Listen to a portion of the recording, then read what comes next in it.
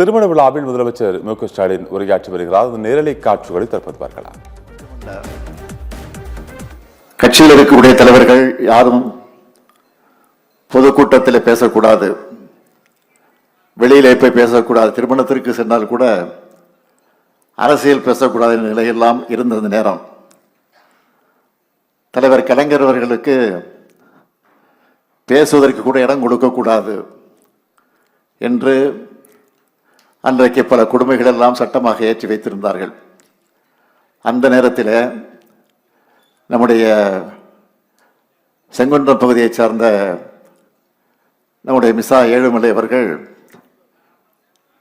உடனடியாக தலைவர் கலைஞர் அவர்கள் நம்முடைய பகுதிக்கு வருவதாக இருந்தால் என்னுடைய அரிசி மில், ரைஸ் மில், அந்த மில்லை நான் தருகிறேன் என்று சொன்னபோது நம்முடைய தோழர்கள் எல்லாம் சொல்லியிருக்கிறார்கள், நீங்கள் தந்தால் உங்களுக்கு பல கொடுமைகள் ஏற்படும், உங்கள் மீது வழக்கு வரும், நீங்கள் கைது செய்யப்படுவீர்கள் என்றெல்லாம் கூட எச்சரித்திருக்கிறார்கள். ஆனால் அதை பற்றியெல்லாம் கவலைப்படாமல் எந்த கொடுமை இருந்தாலும் சரி, கைது செய்யப்பட்டாலும் சரி, நான் தலைவர் கலைஞர்களுக்கு இடம் கொடுப்பேன் என்று சொல்லி அந்த ரைஸ் மில்லை அன்றைக்கு துணிச்சலாக இருந்தார்கள். அப்படி தந்த காரணத்தால் 2-3 நாட்களுக்கு பிறகு அவர் கைது செய்யப்பட்டு சென்னை சிறையில் இருக்கக்கூடிய எங்களோடு வந்து அவரை மிசா சட்டத்தில் கைதாகி உள்ளே கொண்டு வந்து அடைத்தார்கள். இது போன்ற பல செய்திகள் உண்டு. அதே போல விருத்தாசலத்தில் குமாரசாமி என்கிற ஒரு கடை வியாபாரி, அவர் கட்சியில் எந்த பொறுப்பும் கிடையாது, ஆனால் கட்சியுடைய அனுதாபையாக இருந்தவர்.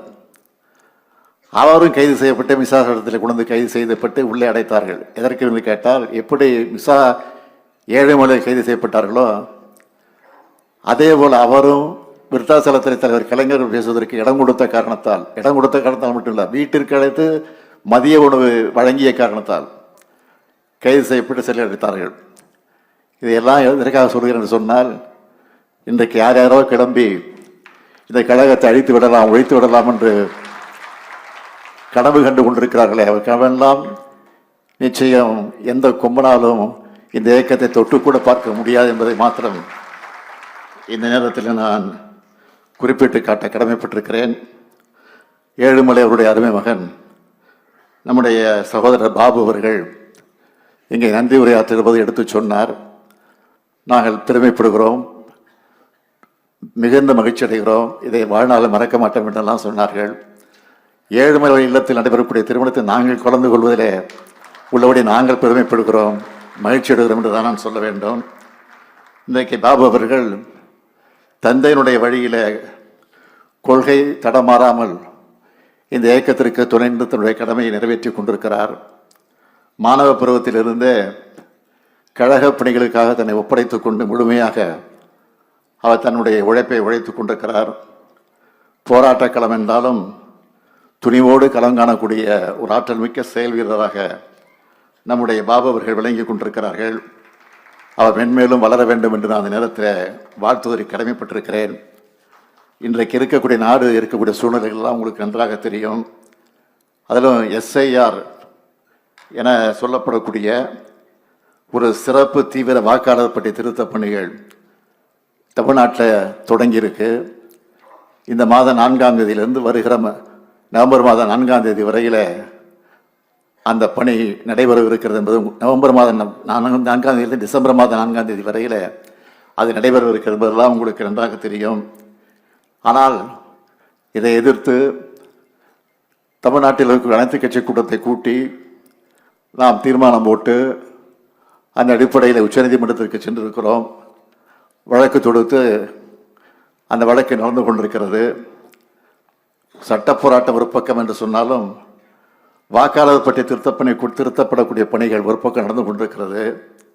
அதை கண்காணிக்க வேண்டிய மிகப்பெரிய பொறுப்பு நமக்கு இருக்கிறது. எனவே இன்றைய நிலையில் மிக மிக அவசியமான ஒன்று என்பதை நீங்கள் மறந்துவிடக்கூடாது. அதற்காக கூட வருகிற 11ஆம் தேதி மாவட்ட தலைநகரங்களில் நம்முடைய மதச்சார்பற்ற முற்போக்கு கூட்டணியின் சார்பில் ஆர்ப்பாட்டத்தை நாம் நடத்த இருக்கிறோம் என்ற செய்தி கூட இன்றைக்கு நீங்கள் பார்த்திருப்பீர்கள். எனவே அந்த ஆர்ப்பாட்டத்தில் பங்கேற்று நாம் நம்முடைய உணர்வை வெளிப்படுத்த இருக்கிறோம். ஏற்கனவே வெளியிடப்பட்ட பட்டியல் அடிப்படையில் பிஎல்ஓக்கள் ஒவ்வொரு வீட்டுக்கும் சென்று படிவங்களை தந்துட்டு இருக்காங்க என்பது உங்களுக்கு தெரியும். 2 நாட்களாக தொடர்ந்து நடந்து கொண்டிருக்கிறது. அதை டிசம்பர் மாதம் 4ஆம் தேதிக்குள்ள இந்த படிவங்களை நிரப்பி அதை சமர்ப்பித்தாக வேண்டும். இப்படி அதில் அளிக்கப்படக்கூடிய பெயர்கள் மட்டும்தான் வாக்காளர் பட்டியலில் இடம்பெறக்கூடிய ஒரு நெருக்கடி நிலை ஏற்பட்டிருக்கிறது. தேர்தல் ஆணையத்தை பொறுத்த வரைக்கும் இந்த டிசம்பர் மாதம் 11ஆம் தேதி வரை, டிசம்பர் மாதம் 4ஆம் தேதி வரையில் 3 முறை அவர்கள் வர இருக்கிறார்கள். நாம் வேலைக்கு போய்விட்டால், ஏதாவது பணிகளுக்கு நாம் போயிட்டால், வீட்டில் இல்லாமல் இருந்தால் நம்ம வாக்குரிமையை இழக்கக்கூடிய ஒரு சூழ்நிலை ஏற்பட்டுடும். அதனால் இந்த பணி முடிஞ்சது பிறகு ஆன்லைனில் நாம் தொடர்பு கொண்டு சேர்க்கின்ற முயற்சி இருக்குது. அது தேர்தல் நேரத்தில் எவ்வளவு நெருக்கடியெல்லாம் ஏற்படும் என்பது உங்களுக்கு நன்றாக தெரியும். எனவே குறிப்பாக ஏழை எளியவர்கள், உழைப்பாளர்கள், கிராம மக்கள் இதனால் கடுமையாக பாதிக்கப்பட இருக்கிறாங்க. இது தொடர்பாக ஏதேனும் சந்தேகம் இருந்தால் அதற்கு ஒரு தொலைபேசி எண்ண தேர்தல் ஆணையம் தந்திருக்கு. ஆனால் அதை மட்டுமே நம்பி நாம் ஏமாந்து விடக்கூடாது. அதனால தான் நம்முடைய கட்சியை பொறுத்த வரைக்கும் நாம் சென்னையில் இருக்கக்கூடிய நம்முடைய அண்ணா அறிவாலயத்தில் கழகத்துடைய சட்டத்துறையினுடைய செயலாளர், நம்முடைய மூத்த வழக்கறிஞர் என்ஆர் இளங்கோ அவர்களை மேற்பார்வையில் உதவி மையம் அமைச்சிருக்கிறோம். கழக நிர்வாகிகளெல்லாம் உங்களுக்கு ஏதேனும் உதவிகள் தேவைப்பட்டால் அந்த தொலைபேசி எண்ணில் நீங்கள் தொடர்பு கொள்ளணும். எஸ்ஐஆர் தொடர்பாக எந்த குழப்பம் இருந்தாலும் இதில் நீங்கள் கேட்டு பெறலாம். அது மட்டும் இல்லை, நம்முடைய இளம் தலைவராக, காங்கிரஸ் பேரியக்கத்துடைய இளம் தலைவராக வழங்கி கொண்டிருக்கக்கூடிய ராகுல் காந்தி அவர்கள் இதற்காக பெரிய ஒரு போராட்டத்தை, இயக்கத்தை நடத்தி கொண்டிருக்கிறார். குறிப்பாக கர்நாடகா, ஹரியானா பகுதியில் தான் இந்த அளவுக்கு வாக்கு திருட்டு நடந்திருக்குன்னு அதை பற்றியெல்லாம் ஆதாரபூர்வமாக எடுத்து வெளியிட்டு இருக்காது. அப்படி ஒரு நிலை தமிழ்நாட்டில் நடக்க விடக்கூடாது. வருமுன் காப்பது நமது கடமையாக இருக்கணும். இந்த பெரும் பொறுப்பை கழகத்தின் பிஎல்ஏ 2 ஒவ்வொருத்தரும் செஞ்சாகணும். தமிழ்நாட்டில் ஜனநாயகத்தை காக்கிற காவலர்களாக கழகத்தினுடைய பூத் ஏஜென்ட்டுகள் செயல்படணும். எல்லா வாக்குச்சாவடிகளும் வெற்றி பெற பணியாற்ற வேண்டும் என்று அந்த நேரத்தில் உங்களை எல்லாம் கேட்டுக்கொண்டு, இந்த மகிழ்ச்சியான நேரத்தில் மணக்கோலம் இருக்கக்கூடிய மணமக்களை அன்போடு கேட்டுக்கொள்ள விரும்புவது, உங்களுக்கு பிறக்கக்கூடிய குழந்தைகளில் அந்த குழந்தைகளுக்கு அழகான தமிழ் பெயர்களை சூட்டுங்கள்.